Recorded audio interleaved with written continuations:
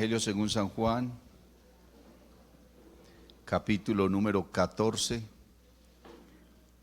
Gloria al Señor Jesús. Amén. Quiero leer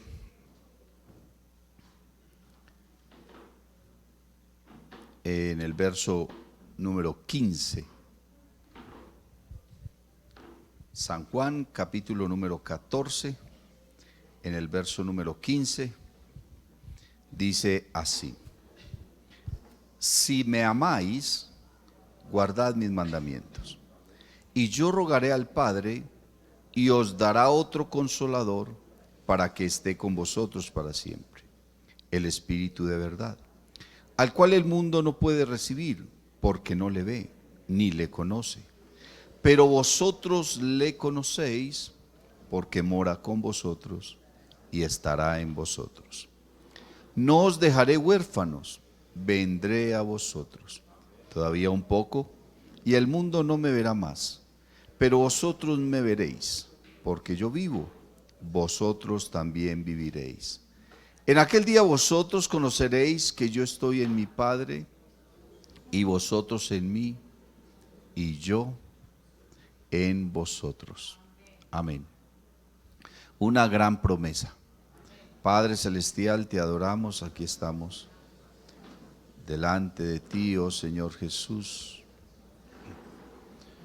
esperando en tu gracia, en tu misericordia, en tu bondad, para que nos ayudes, Señor Jesús, y obres en nuestra vida conforme a tu voluntad, conforme a tu propósito. Mira a cada una de estas personas que está acá con nosotros.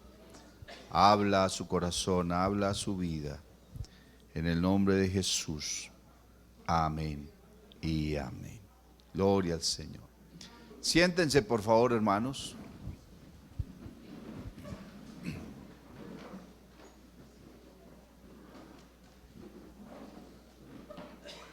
Bueno, tenemos una gran promesa. Aleluya. Creo que el mundo cristiano, el mundo evangélico, pues, ha sido mal interpretado por la humanidad, mal interpretado por la sociedad. Porque toda la vida nos vendieron una idea del cristianismo que no estaba basada en la palabra de Dios, sino solamente basada en tradiciones, ¿cierto? En costumbres y en mandamientos de hombres. Tales líderes se han inclusive atrevido a decir que la palabra de la iglesia está por encima de la Biblia. Y entonces ese es el cristianismo que le han vendido a la humanidad. Un cristianismo donde se acepta el pecado, donde usted simplemente se confiesa ante alguien y ya ahí queda todo bien, sin ningún problema, donde no se demanda ni se exige una forma de vida, de comportamiento para poder agradar a Dios. Nos han vendido entonces la idea de un cristianismo donde la gente cree en Dios, pero no lo conocen. Amén. Nosotros necesitamos conocer a Dios, pero no al Dios de las religiones, sino al Dios de la Biblia. Amén. Al Dios de la Biblia. ¿Usted ha oído hablar de Dios? ¿Usted cree en Dios? Me imagino que por eso está acá. Si no creyera en Él, pues no estaría usted acá en este lugar. Podría estar haciendo otras cosas, dedicándose a otras cosas, invirtiendo su tiempo, descansando, qué sé yo. Pero si usted está acá en esta mañana es porque de alguna manera usted cree en Dios, ¿verdad?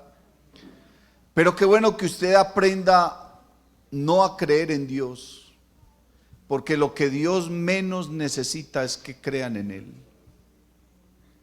¿Aló? Diré, oye, ¿cómo así, pastor? Lo que menos le interesa a Dios es que la gente crea en Él. Lo que a Dios le interesa es que la gente lo conozca. Que te conozcan a ti. Aleluya. Rey, soberano y sublime. Hablando de esto, entonces, el Señor Jesucristo manifestó, expresó unas palabras que, entre otras cosas, la gente también seguramente han malinterpretado y han sacado del contexto.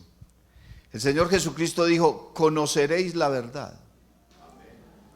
No dijo: sabréis la verdad. Se darán cuenta de la verdad. No dijo eso. Él dijo: conoceréis. Está hablando de conocer. Conoceréis la verdad, y dice: y la verdad os hará libres. Alabanzas al nombre de Jesús. Una cosa es saber la verdad y otra cosa es conocerla. Si usted lo mira de pronto dentro de nuestro lenguaje, de nuestra lengua latina, si usted lo analiza, usted dirá: no, pero es que saber y conocer es lo mismo. Pero cuando nos metemos al lenguaje de la Biblia, nos damos cuenta que no. Hay algunas cosas que nosotros tenemos que entender. Una, que la Biblia no la escribieron en Colombia. Y dos, que la Biblia no la escribieron ayer. Amén. La Biblia hace muchos años, hace más de 2000 años, se terminó de escribir. Se demoraron 1600 años para escribir la totalidad de lo que nosotros conocemos como la Biblia. Muchos hombres en diferentes épocas, en diferentes circunstancias, en diferentes condiciones, fueron usados por Dios para traernos a nosotros esta palabra. Y el apóstol Pablo, cuando hace un análisis de todo lo que está escrito allí, entonces tiene una conclusión y dice: toda la escritura es inspirada por Dios. Amén. ¿Y de qué nos sirve a nosotros esa inspiración de Dios escrita? Dice: toda la escritura es inspirada por Dios y es útil para enseñar, para redarguir, para corregir, para instruir en justicia. ¿Cómo así que en justicia? No para que nosotros seamos muy correctos o vivamos muy bien, porque el evangelio no se trata de eso. Cuando dice para instruir en justicia, está hablando de la justicia de Dios. Y la justicia de Dios, ¿cómo? Manifestada en el evangelio. El apóstol Pablo dice: porque no me avergüenzo del evangelio, porque el evangelio es el poder de Dios para salvación a todo aquel que cree, al judío primeramente y también al griego, porque en el evangelio la justicia de Dios, no está hablando de la justicia, sino de la justicia de Dios. Porque en el evangelio la justicia de Dios es revelada, o sea, manifestada, mostrada. Porque en el evangelio la justicia de Dios es revelada por fe y para fe. Quiere decir que cuando uno recibe la palabra del evangelio, la recibe por fe, pero la recibe por la fe natural que tiene el ser humano. Todo ser humano necesita o tiene dentro de su naturaleza una necesidad de creer en algo. Eso es una fe natural. Entonces el apóstol dice: por fe, se recibe por esa fe, a través de la fe natural. Y luego dice: y para fe, ya no está hablando de la fe natural, sino de la fe que es puesta en Cristo Jesús. Ya no es una fe natural, sino que es un don de Dios, la capacidad de creer en Él. Alabanzas al nombre de Jesús. ¿Y cómo recibimos la fe que es de Jesús? No la fe natural.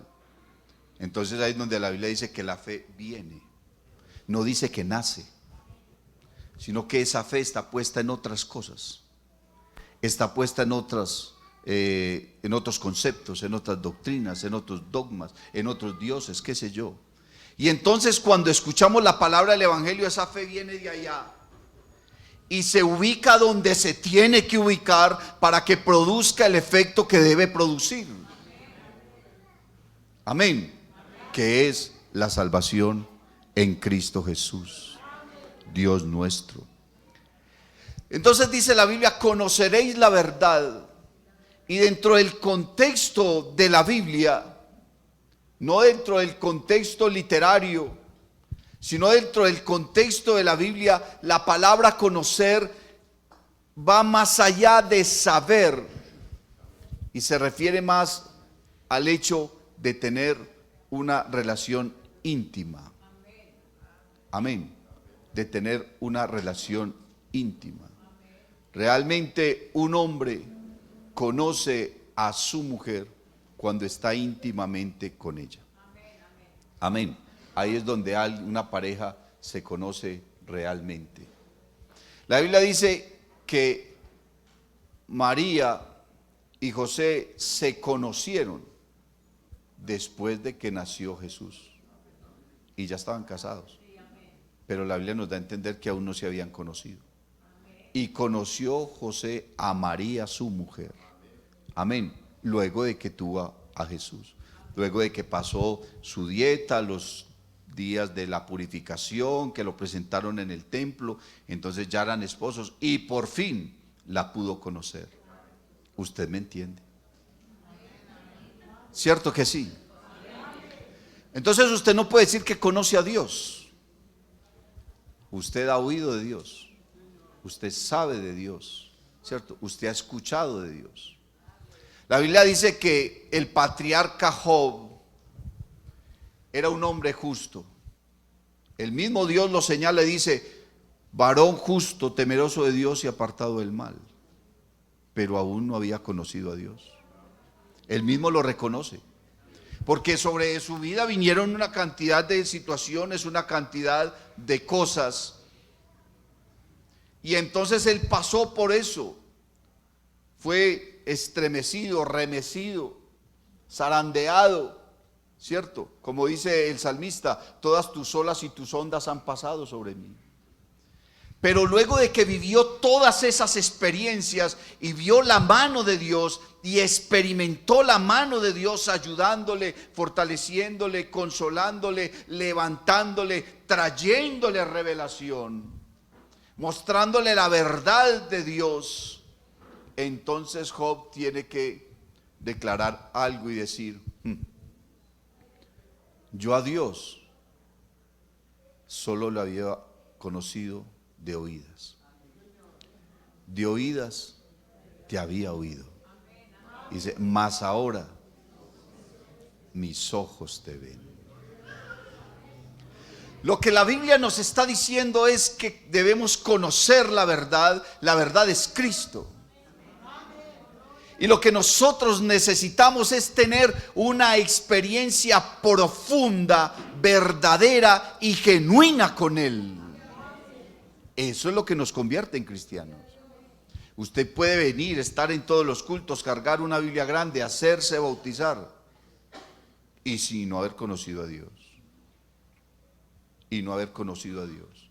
Le parece muy bonito como se canta, tan bueno como predican, qué bonita palabra, lo uno, la vida cristiana tan especial, pero eso no te hace cristiano.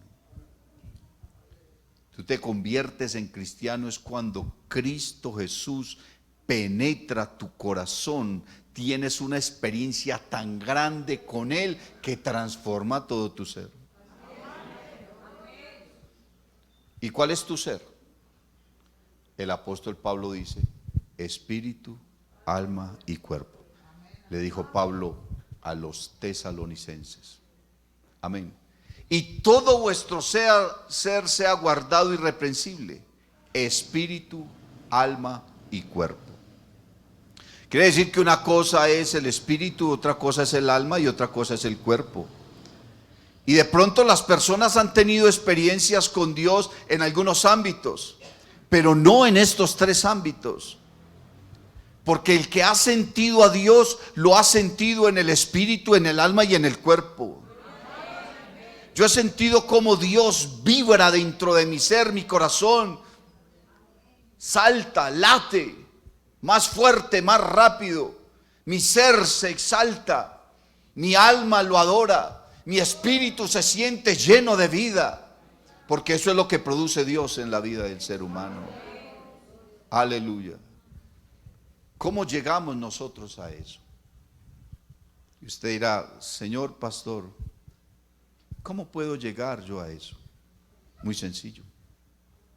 El Señor le dijo al profeta: clama a mí y yo te responderé. Y no dice te mostraré, dice te enseñaré. Porque una cosa es que a uno le muestren. Usted fue al colegio, el profesor de matemáticas le mostró a usted en el tablero un poco de números, se los mostró, pero usted los aprendió.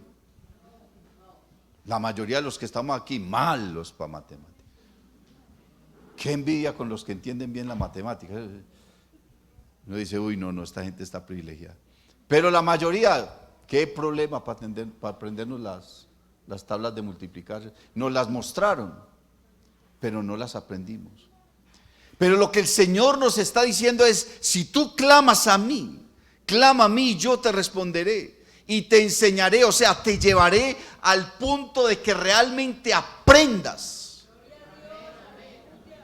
Porque hay que aprender, y cuando uno aprende, uno lo hace, vive en consecuencia de ello.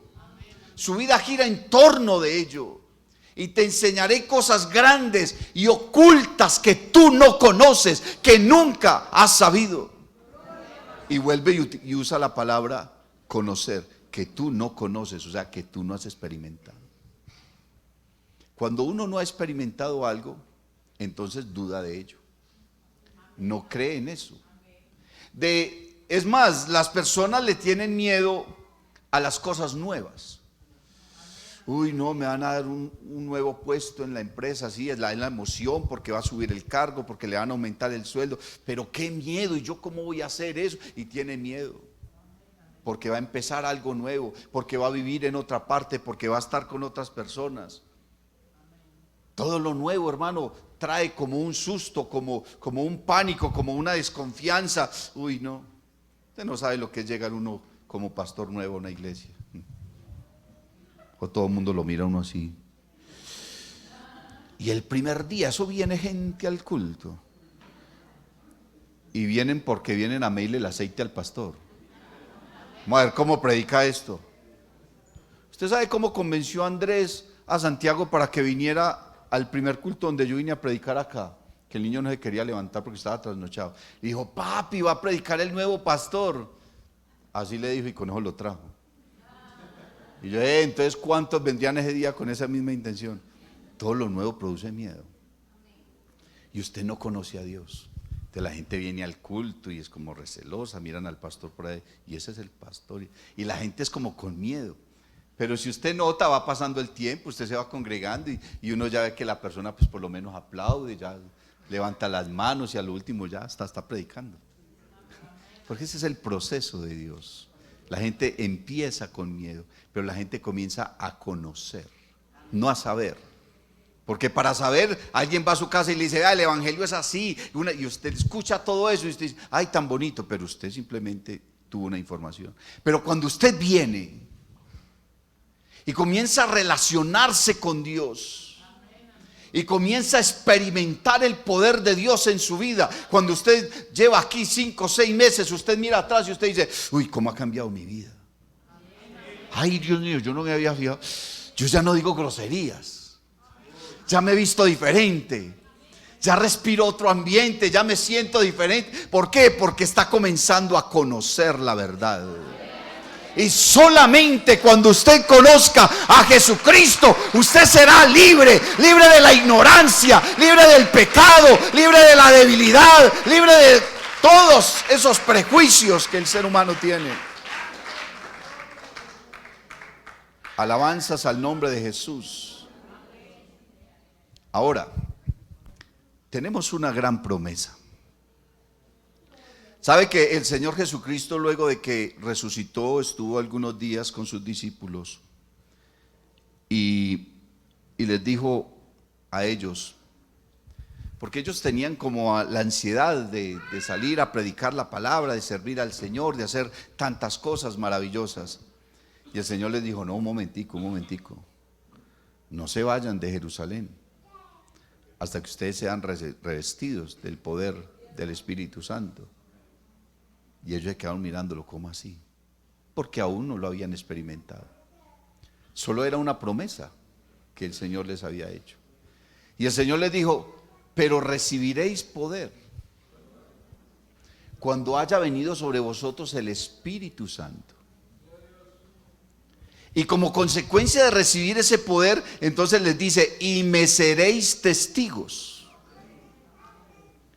¿Cómo puede ser uno testigo de algo? Porque estuvo ahí. Si usted no estuvo, entonces usted no es testigo. Usted no vio. ¿Cierto? ¿Sabía usted que hay varios tipos de ignorancia? Está la ignorancia de hecho, que es el hecho de no haber sabido algo. Usted no fue al colegio, usted no aprendió, no le dio un estudio, entonces usted no conoce las leyes, usted desconoce todo. La ignorancia de derecho es precisamente el desconocimiento de algo. ¿Por qué? Porque nunca se lo contaron. Está la ignorancia supina, que es cuando uno no sabe algo porque no estuvo ahí, ¿cierto? Porque no quiso estar. Muchos no aprendieron algo porque no quisieron aprenderlo. No, qué pereza, eso a mí no me gusta, no me interesa, no me diga, no me lo cuente. Esa es la ignorancia supina. Y está la ignorancia invencible, que eso sí es una cosa de locos. Es usted no saber que no sabe. ¿No ha visto que hay gente que cree que sabe mucho y a la hora de la verdad? ¿No viste qué le pasa? Que sabe mucho y no sabe nada. ¿Cierto? Esa es la ignorancia invencible. Nosotros necesitamos conocer la verdad. No es que esto fue lo que me enseñó mi papá, mi mamá, mis abuelos, toda mi familia. ¿Qué importa quién te lo enseñó? No te lo enseñaron bien. Porque a ellos, ¿quién les enseñó? Alguien que también estaba equivocado. Y de ahí para atrás siguió una cadena inmensa de una enseñanza que no era verdad, que no estaba en la palabra. La gente sabe de Dios, la gente cree en Dios, pero no lo conoce. Entonces el Señor Jesús le dice a los discípulos: pero recibiréis poder cuando haya venido sobre vosotros el Espíritu Santo, y me seréis testigos. La Biblia dice que de lo que sabemos, hablamos, y de lo que hemos visto, testificamos. Usted no puede hablar de lo que no sabe. Usted no puede hablar de lo que no ha visto, de lo que no conoce, si no sería un chismoso. ¿Cierto? Estos días estaba tratando un caso del tribunal eclesiástico y la persona puso unos testigos allí. Y entonces yo tenía que armar toda una investigación. Y entonces llamé a una de las personas que estaban ahí, que aparecían como testigos. Yo: Dios le bendiga, ¿cómo le va? Ve, habla con el pastor, todo el protocolo que tengo que hacer. Ah, sí, señor, dígame, ¿en qué le puedo servir? Mira, lo que pasa es que usted aparece como testigo en el caso de divorcio de la persona del señor fulano de tal y la señora fulana de tal. Ah, sí, claro, dígame, ¿en qué le puedo servir? Usted es tan amable, entonces me cuenta qué es lo que usted sabe. Ay, señor pastor, yo no sé nada.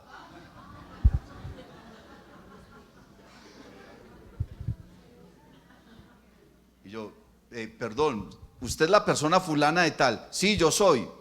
Ah, es que como usted aparece aquí, testiga de la situación, por favor me dice, entonces, ¿usted por qué está ahí de testigo? Dígame, ¿qué sabe? No, yo no sé nada. Y yo: güey, un testigo que no sabe nada.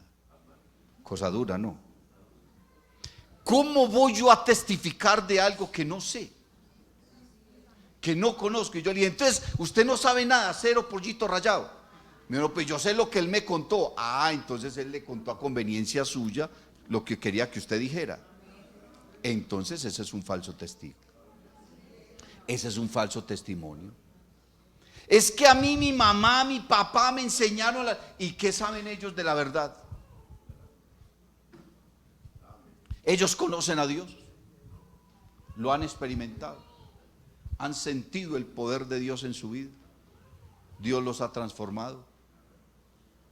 Pero la gente no cree al evangelio, no creen a la verdad. ¿Por qué? Porque para creer a la verdad, entonces hay que volverse espiritual. Porque esto no lo podemos entender basados en nuestro contexto cultural, porque no encaja. La Biblia habla del hombre natural, habla del hombre sensual, habla del hombre espiritual. Y el hombre natural, dice la Biblia, que es la persona común, las personas corrientes, que no han vivido, que no tienen una experiencia, que lo único que creen y saben es lo que tienen en las manos, solamente creen en lo tangible, en lo que se puede ver, en lo que se puede tocar. Pero entonces, la Biblia dice, el hombre natural no percibe. Esa palabra percibir me está hablando a mí como de una sensación, ¿cierto? ¿No le han pasado una plumita por aquí? ¿Cierto que sí? Eso es percibir, o sea, no han sentido, no han comprendido.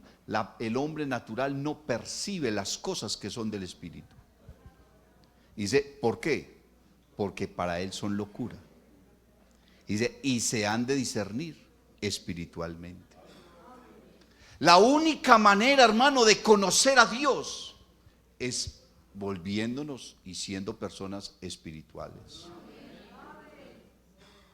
Porque cuando uno conoce a Dios, lo primero que hace es adorarlo. Y la única manera de adorar a Dios es ¿cómo? En espíritu y verdad. Porque tales adoradores busca el Padre que le adore. El Señor Jesús le dijo a la mujer samaritana, Dios es espíritu. Y la única manera de relacionarse con un espíritu es dejando que nuestra parte espiritual brote. Por eso les decía ahora que el apóstol Pablo había dicho que nosotros tenemos espíritu, alma y cuerpo. Bendito el nombre de Jesús. Y cuando nuestra alma, porque el alma es la razón, el alma es la lógica, el alma es la parte objetiva o subjetiva del ser humano, el alma es la parte emotiva, en el alma se manejan todas las emociones, el conocimiento, la ignorancia, el amor o el odio, todo se maneja desde el alma, y el alma es intangible. ¿Cómo sé yo que alguien tiene alma? Porque está vivo. Pero cuando uno muere, es el desprendimiento. La palabra morir significa ser separado. Eso significa morir. Ser separado y no volver a tener contacto con él. Entonces, cuando una persona muere, ¿por qué muere? Porque su alma se separa del cuerpo. Su alma y su espíritu se separan del cuerpo. Entonces, el cuerpo biológico depende de algo que no se ve y la gente no cree en lo que no se ve. Eso es una contradicción. Cuando la Biblia dice que lo que se ve fue hecho de lo que no se veía, usted sí puede creer eso. Eso dice la Biblia. Por la fe creemos haber sido constituido el universo por la palabra de Dios, de modo que lo que se ve fue hecho de lo que no se veía. Entonces, ¿por qué nos da tanta dificultad creer en lo que no se ve? ¿Sabe por qué nos da dificultad creer en lo que no se ve? Porque somos necios, porque somos ignorantes, porque no hemos conocido la verdad, porque no hemos conocido al autor de la verdad, al autor de la fe. Alabanzas al nombre de Jesús. Y cuando la fe que usted tiene viene y se ubica en el lugar correcto, entonces usted va a comenzar a ver, a conocer y a entender cosas grandes y ocultas que usted primero no había visto, no conocía y no sabía.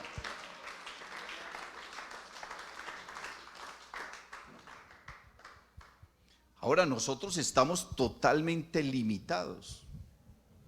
nos enfermamos, nos dolemos, nos entristecemos, somos tentados, caemos en tentación, no tenemos control de nosotros mismos, hablamos lo que no debemos hablar, hacemos lo que no debemos hacer. El apóstol Pablo se queja y dice: es que hay una ley dentro de mí que me obliga a hacer lo que no quiero. Con mi mente quiero hacer algo, pero mis miembros me obligan a hacer lo que no quiero. Pero entonces hay una solución para eso.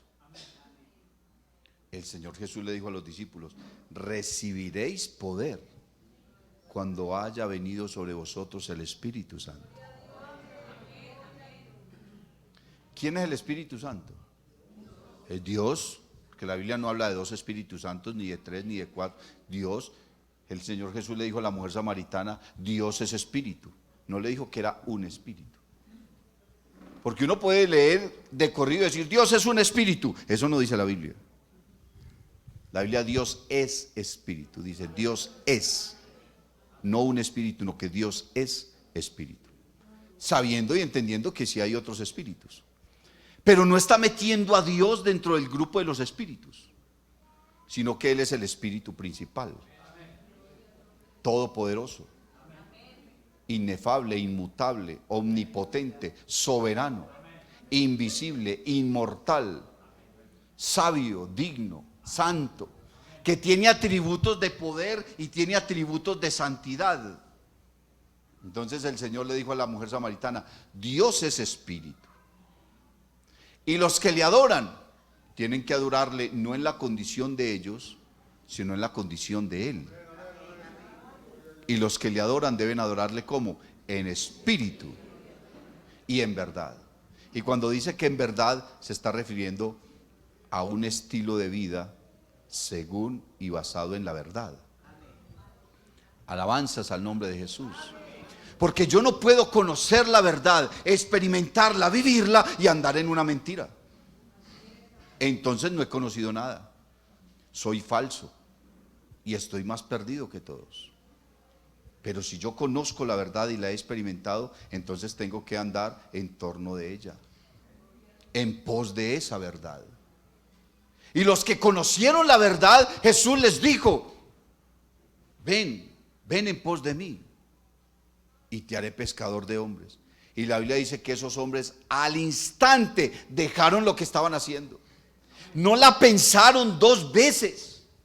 No se pusieron ahí: ¿será que voy? ¿Será que no voy? ¿Será que me entrego? ¿Será que no me entrego? No, ellos conocieron esa verdad y cuando recibieron ese llamamiento, inmediatamente, la Biblia dice, dejando al instante sus redes, se fueron en pos de Él. Se fueron en pos de Él. Entonces, el Señor Jesús nos lleva a nosotros a la dimensión del Espíritu. Y la dimensión del Espíritu no está en lo real que tú ves y experimentas cotidianamente en tu rutina, sino que para entrar en la dimensión del Espíritu hay que tener una relación íntima con Él. Y el Señor entonces nos hizo una gran promesa: vendré otra vez. Alabanzas al nombre de Jesús. Si me amáis, guardad mis mandamientos, y yo rogaré al Padre, y os dará otro consolador para que esté con vosotros para siempre, el Espíritu de verdad, al cual el mundo no puede recibir. ¿Por qué? Porque para ellos es locura. Porque no le ve. ¿Cómo van a ver lo que no se ve? La única manera de ver a Dios es por la fe. Alabanzas al nombre de Jesús. Ni le conoce. No está diciendo que no saben de Él. El mundo sí sabe de Dios. Y esta es la condenación, que la luz vino al mundo y los hombres amaron más las tinieblas que la luz. Cuando dice que los hombres amaron más las tinieblas que la luz, no está diciendo que no conocieron las tinieblas o que no conocieron la luz. Las conocieron ambas, pero en su libre albedrío eligieron las tinieblas.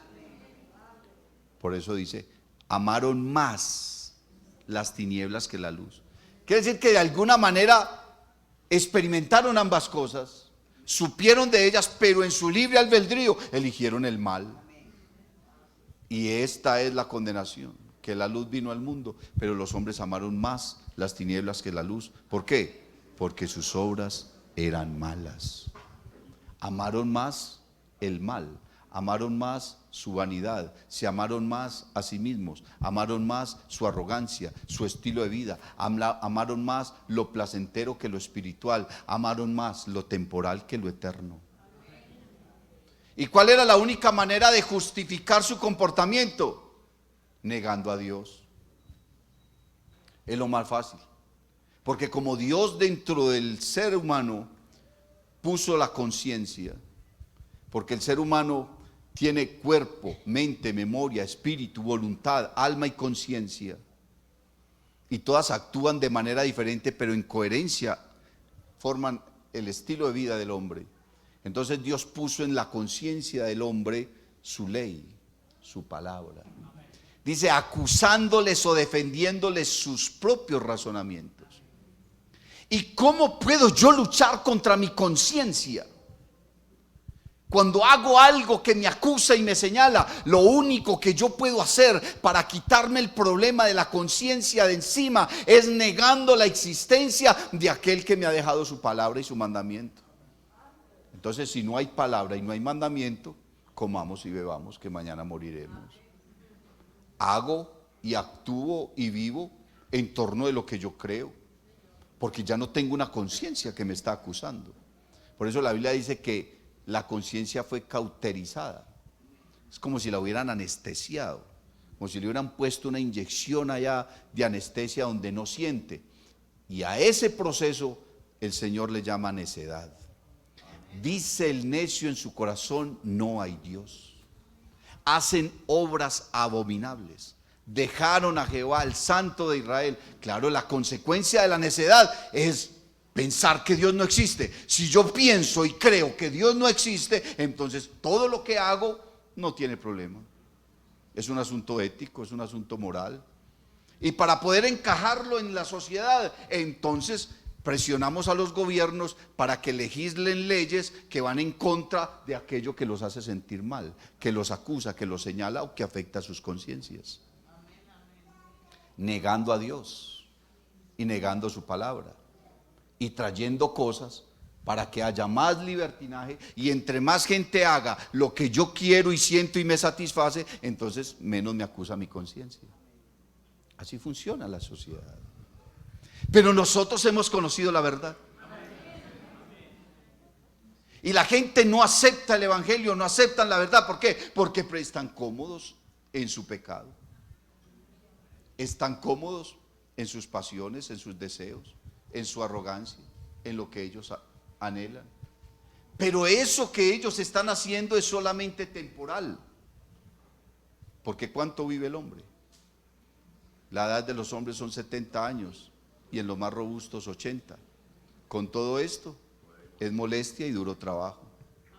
Porque Dios creó al hombre en un estado de inmortalidad, pero cuando vino el pecado, Dios le había dicho al hombre, si comes de ese fruto te vas a morir. O sea, vas a perder tu inmortalidad. Dios no hizo al hombre para que él se muriera.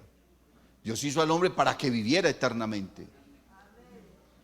Para que viviera de una manera inmortal. Pero el hombre pecó. Entonces Dios le metió tijera al ADN. Ya los hombres vivían 900 años. 1000. Si bien la Biblia relata el caso de Matusalén, es posible que haya alguien que haya vivido más, simplemente la Biblia no lo menciona. Y luego de eso fue tan grande la maldad que Dios, ¡pum!, le hizo otro corte al ADN. 120 años. Algunos vivían 127, 120, pero ya no pasaban de ahí. Y la maldad siguió tan incrementada que entonces el Señor cogió sus tijeras y otro corte al ADN. 70, 80 años es el promedio de vida de alguien hoy. Y ya usted a los 70, 80 años está fatigado. Con todo esto es duro trabajo, dice la Biblia. Y a medida que pasa el tiempo, ¿A cuánto llega la expectativa de vida de una persona? ¿Qué tan corta es la vida? Y si tú comparas la vida en esta tierra con la inmortalidad. Pero el hombre se ha aferrado de lo que ve, de lo que siente. Y hoy en día las personas, hermano, están viviendo sus vidas basadas más en las emociones que en lo objetivo. Que en lo que realmente, hermano, vale la pena. Y entonces cambiamos la estabilidad por un momento de pasión y destruimos un hogar. ¿Por qué? Porque nos dejamos llevar por una emoción. Cuando el Espíritu de Dios entonces desciende sobre la vida de aquel que le ha recibido, entonces recibe un poder especial. Por eso Pablo dice, ya no vivo yo, es Cristo el que vive en mí, porque si yo vivo por mí, estoy perdido. Estoy destruido, estoy acabado, porque tengo una ley que se llama pecado y controla mis miembros y no puedo escapar de ella. Y entonces Pablo dice, miserable de mí, ¿quién me librará de este cuerpo de muerte? Dice, más gracias sean dadas a Dios por Jesucristo, que me ha librado de la ley del pecado y de la muerte. ¿Y cómo hizo eso Jesucristo? Jesucristo, dice la Biblia, ascendió al cielo. Y pasaron como 10 días y volvió. Pero no volvió en cuerpo, o por lo menos en el cuerpo que nosotros le vimos ir. Cuando digo que le vimos es porque la Biblia lo dice así. Los apóstoles lo vieron cuando se fue, pero él 10 días después descendió. Pero descendió ¿cómo? En el poder de su Espíritu. Y el Señor le dijo a los discípulos, todavía un poco y el mundo no me verá más, o sea, en su cuerpo, pero vosotros me veréis por la fe, porque yo vivo, porque resucitó entre los muertos, y porque yo vivo, vosotros también viviréis, pero no la vida que ustedes tienen, sino la verdadera vida. Porque la verdadera vida es cuando estamos en Cristo. Vosotros también viviréis. En aquel día, ¿cuál día? En el día que el Espíritu Santo descienda sobre nuestra vida. Dice, en aquel día vosotros conoceréis. Vuelve y usa la palabra conocer. No dice sabréis, sino conoceréis, y ni siquiera lo está conjugando en pasado o en presente, lo está conjugando en futuro. ¿Por qué? Porque es algo que viene para tu vida. Afortunados los que ya lo recibieron. Conoceréis que yo estoy en mi Padre. No dice estoy con mi Padre. Es que hay que saber leer. Cuando uno no sabe leer, interpreta cualquier cosa. Pero hay que saber leer y saber que cada palabra tiene una etimología, una historia, un proceso y una razón de ser. En aquel día vosotros conoceréis que yo estoy en mi Padre. No dice con mi Padre, sino estoy con mi Padre. O sea que forman una esencia, un solo ser. Y vosotros en mí y yo en vosotros. Y entonces cuando el Espíritu Santo entra a tu vida, te llena, hermano, entonces el Señor se vuelve tu cabeza y tú su cuerpo. Porque la Biblia dice que nosotros somos el cuerpo de Dios y Él es la cabeza.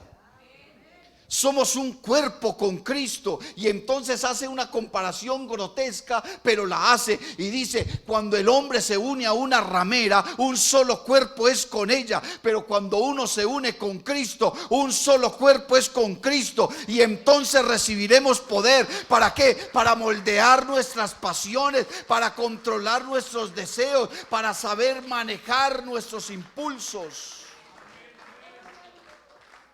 para transformar nuestra manera de pensar, para cambiar la codicia, la avaricia, la arrogancia, la concupiscencia y poner todo en las manos de Dios y ser sus siervos, sus hijos, y así poder vivir en santidad.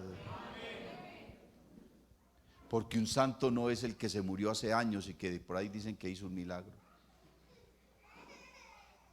Dios no tiene ese tipo de santos. La Biblia dice que los que están en el sepulcro no adorarán a Dios.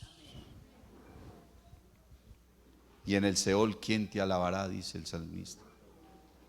El salmista seguramente se vio entre la espada y la pared, se vio muerto y dijo: no, Señor, pues usted va a permitir que yo me muera si mi placer es poder adorarlo, y cuando esté muerto, ¿cómo te voy a adorar? ¿Cómo voy a hacerlo yo ahí?